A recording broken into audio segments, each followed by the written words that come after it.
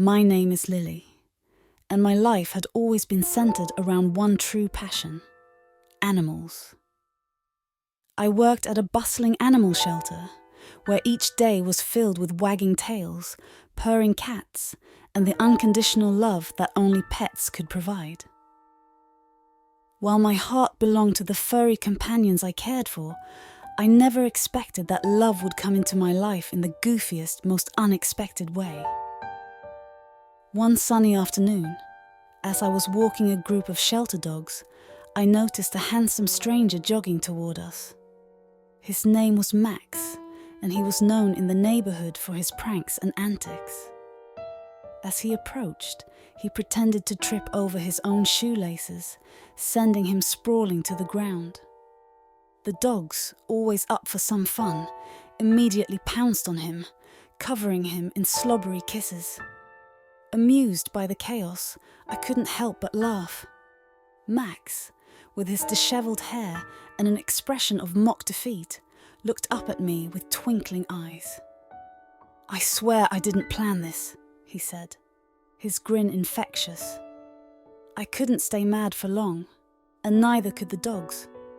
Max's playful spirit endeared him to the furry creatures, and I realized there was more to him than met the eye. We struck up a conversation, and his charisma drew me in. In the following weeks, Max and I bumped into each other often. His pranks continued, each one more absurd and hilarious than the last.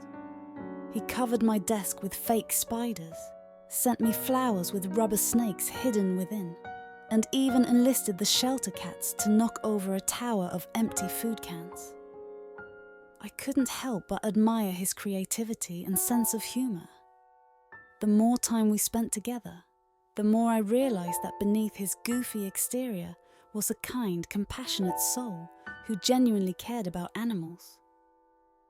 One evening, as we sat on a park bench, Max opened up about his past. He had grown up in a family of practical jokers, using humor as a way to cope with life's challenges. But he confessed that he often felt misunderstood, as people rarely saw the depth beneath his pranks. As I listened to Max's story, I felt a connection forming between us. He wasn't just a prankster.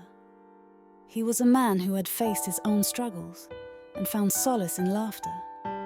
I admired his resilience and his ability to bring joy to those around him. As our friendship deepened, so did my feelings for Max. He showed me a different side of life, one filled with laughter and spontaneity. We spent our days volunteering at the shelter, taking long walks with the dogs and sharing stories about our hopes and dreams.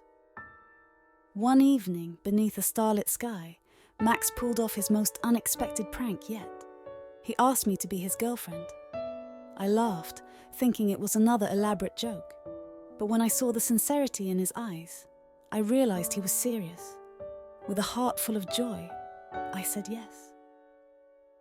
Max and I navigated the ups and downs of love with the same spirit of playfulness that had brought us together. We pulled pranks on each other, laughed until our stomachs hurt, and cherished every moment we spent together. Our relationship wasn't perfect, but it was genuine. Max's love for animals grew, and we adopted a mischievous shelter dog, bringing even more joy and chaos into our lives. Together, we learned that love could be both goofy and profound, a source of laughter and support. Today, as I look back on our journey, I am grateful for the goofiest way I ever found love. Max taught me that life doesn't always have to be serious, that laughter can heal wounds, and that love can be found in the most unexpected places. Our love story is a reminder that sometimes the people who make us laugh the hardest are the ones who hold the deepest places in our hearts. Max's pranks may have brought us together, but it was his genuine, caring heart that made me fall in love with him all over again, every single day.